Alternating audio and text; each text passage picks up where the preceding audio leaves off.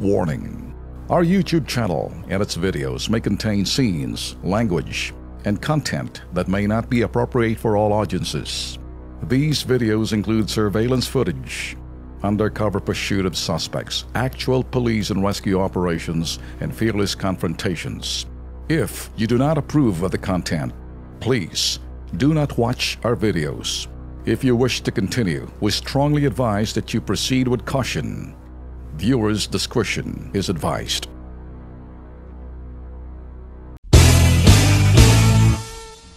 Alam nyo, eto ho, kung kasalukuyan ho, kung titingnan ho talaga natin, mataas pa rin ho talaga ang suporta ho rito kay President Digong.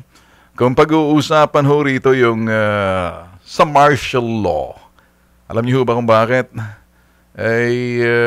Eto ho yung isip ho ng ni Juan de la Cruz. Gusto ho kasi ho nila mga typical ho yung mga ginagawa ho kapareho nitong sa nangyayari ho sa ating bansa. Abay, ibang usapan ho to. Ay maririnig nyo ho yung ibang kumokontra pero yung iba tahimik lang.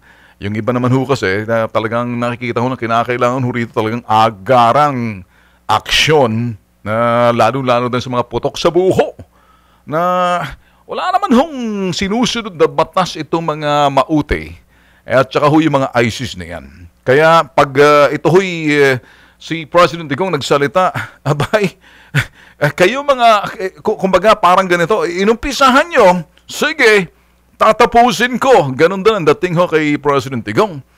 Kaya kung pag-uusapan naman ho mga bossing, eto ho yung kapakanan ho at maprotektahan ho yung mga sumusunod sa batas.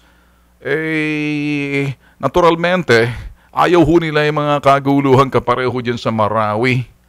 Sino ba naman ang magugusto niyan? Sus Mariosep. Ngayon, eto ho, aking sasabihin ho rito sa inyo.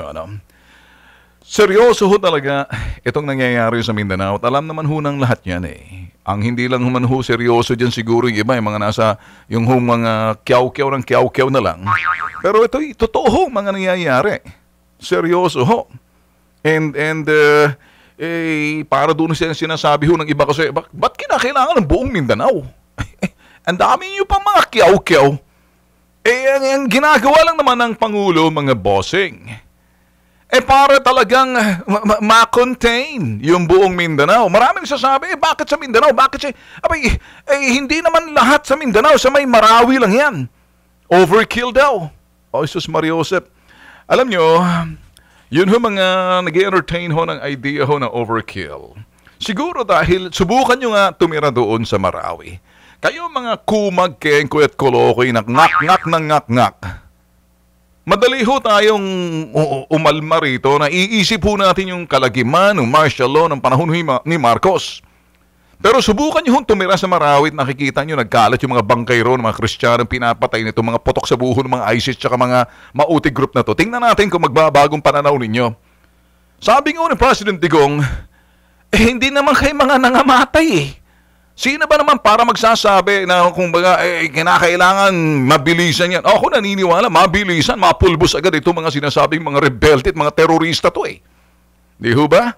So ngayon, kung ito ho'y kapag ikay tawag ho natin dito, kung minsan pagdismayado ka na sa mga nakikita mo sa bansa natin, nakikita mo yung sinasabing mga rebelding abusayat na yan, tapos abay nagsari puwersa dyan sa mauti at saka si itong grupo ng ISIS.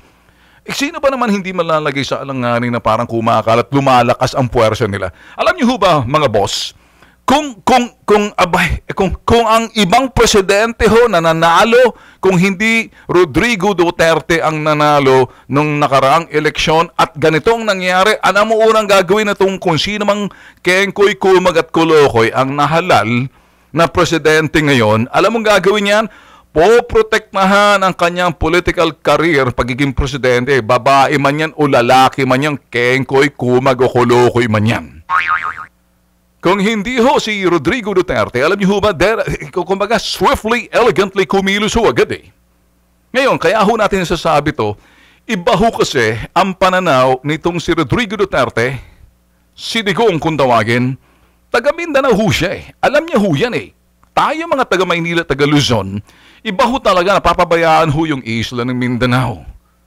Tingin ho natin sa kanila, parang extension lang ho natin sila. Kaya kuminsan hindi tayo seryoso.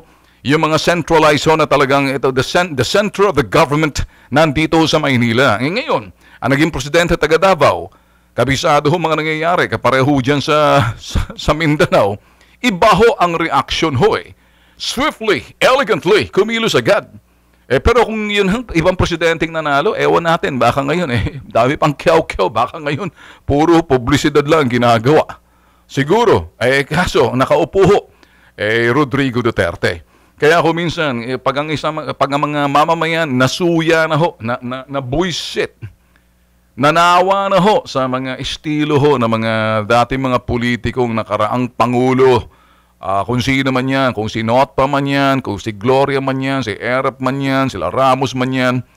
You know, yun ang problema sa Mindanao, hindi ho, kumbaga, parang ito lumalala naman ngayon.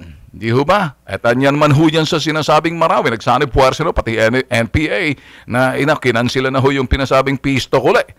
Kasi dito ho sa problem to, sa problema na to, kapag ang mga tao desperado na, umaayon ho sila sa mga hakbang na ginagawa ng Pangulo. Sino ba naman hindi ang mag-a-approve niyan? Ako ho, hindi tayo nagsasalita rito kasi parang ang dating, chuwari-wari-wap, kayo mga Tulfo Brothers, sip-sip pagdating dyan sa administrasyon ni Duterte. Yan ang akala nyo. Aber sige, tanong ko sa inyo. Tanong ko lang sa inyo, mga boss. Hindi na ba kayo nanawa noon? Ito lang, kasi sa akin nandito, kinakailan mo rito ng isang Pangulo na quickly, elegantly, kilos agad. Alam niyo ho kasi, nung araw, kung ikay desperado na, pumunta ka lang sa Metro Manila. Abay, grabe ho kuminsan dito.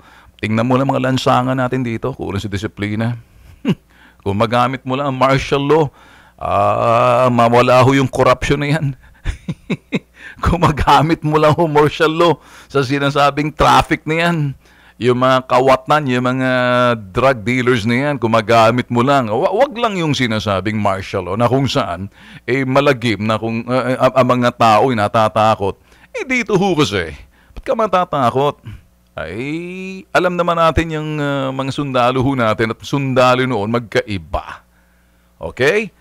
Ayaw ko hong pangunahan yung pangamba ng iba na maaaring, posibilidad na mangyari ho yan. Pero mga boss, makita nyo lang yung sinasabing bandera ho ng ISIS sa mga ito'y lansangan ho. Yung makikitid na lansangan ng Marawi. Abay, kung hindi ka ba naman siguro kilabutan. Bakit? Hindi ka ba naman kilabutan? Yung mga nangyayaring pamumugot ng ulo, ng mga siraulo ng mga yan. So, ano pa kaya yung sinasabing itong mga terorista na to, inukupa yung mga fasilidades. Tapos hindi lang ho dyan, pinagpapatay yung mga Kristiyanong mamamayan ho natin. Kukuha ng mga hostages. Sunugin mo ba naman yung mga simbahan niya? Abay, sino ba naman? Pag hindi ka ba naman kilabutan, lalo-lalo na kayong ikaw taga Marawi. Siguro dito tayo sa Luzon, parang baliala sa atin. Dariho tayo, hindi, ganito lang yan. Yung mga dilawan, unang-una agad yan magsasalita. Yun ho mga sinasabi nilang, balik ang abuso. Madali hong sabihin yan. Yung inyong pangamba, yung inyong pagiging praning versus doon sa sinasabing kalbaryo at yung hong takot na mga kababayan ho natin sa Marawi.